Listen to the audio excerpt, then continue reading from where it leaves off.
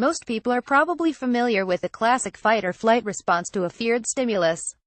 If a snake were to fall from the ceiling on top of you as you read this, you have two options: fight off the snake or get away from it as quickly as possible. The fight-or-flight response is a primitive and powerful survival reaction.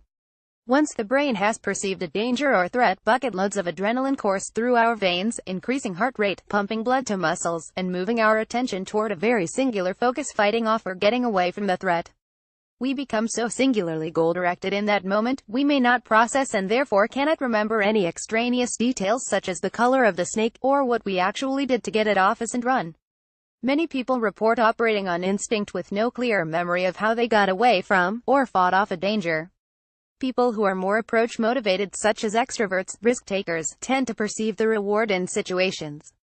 For example, if asked to try spider soup for the first time, an approach-motivated individual might think, "How interesting, I wonder if it will taste better than it looks. If not, at least I can put a photo of me eating spiders on Facebook and impress all my friends."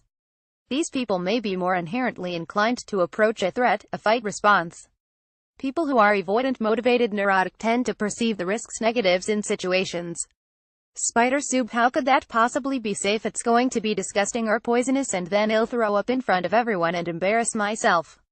These people may be inherently inclined to avoid a threat, a flight response. Despite the largely unconscious triggering of the threat response, as well as the personality types that influence your inherent inclination to fight or flee, there's also an element of judgment and decision-making involved here. I'm more likely to approach and fight if I think I have what it takes to manage a threat. If I'm a qualified snake handler, I'll get afraid if a snake drops on me unexpectedly, but I'll quickly judge that I have the skills to deal with it. There is a third possible response to threat, and that is the freeze response to danger. At face value, freezing when faced with a threat does not appear to be as obviously adaptive as the fight-or-flight response. Surprise is the emotion we feel when an unexpected event occurs, and we need to stop and process the scene in order to decide whether to fight or flee. The facial expression of surprise serves a functional purpose. Our eyes widen to improve our peripheral vision to better process our surroundings, and we open our mouth and gasp in preparation to scream and/or run. People also come to a standstill when surprised, as they devote all their energy to deciding whether what is unfolding before them is a threat, a joke, a harmless incident. Often bystanders get unfair flack for not immediately intervening during an unexpected event such as an assault, but typically people are so shocked they remain rooted to the spot. In some cases, a freeze response is more an extension of a surprise response. Playing dead, a genuinely overwhelming and paralyzing freeze response is thought to occur when neither fight or flight is available to you. That is, you have been so overpowered, overwhelmed, or trapped, there is no option to either flee or fight.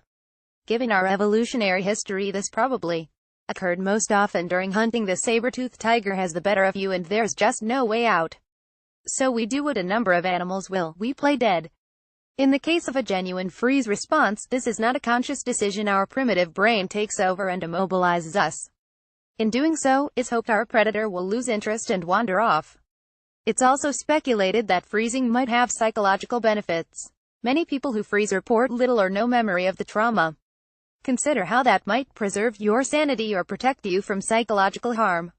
If, for example, you have been completely overpowered, such as in a rape or assault scenario, freezing might shut down your attentional systems, so that you don't process what is happening to you. The event is so shocking, so overwhelming, so unbelievable, it's speculated you experience a redoubt, where intense emotions prevent you from encoding information about the trauma you are experiencing. So although people may be taken aback after experiencing a freeze response, as with all our emotions, it likely serves a functional and adaptive purpose.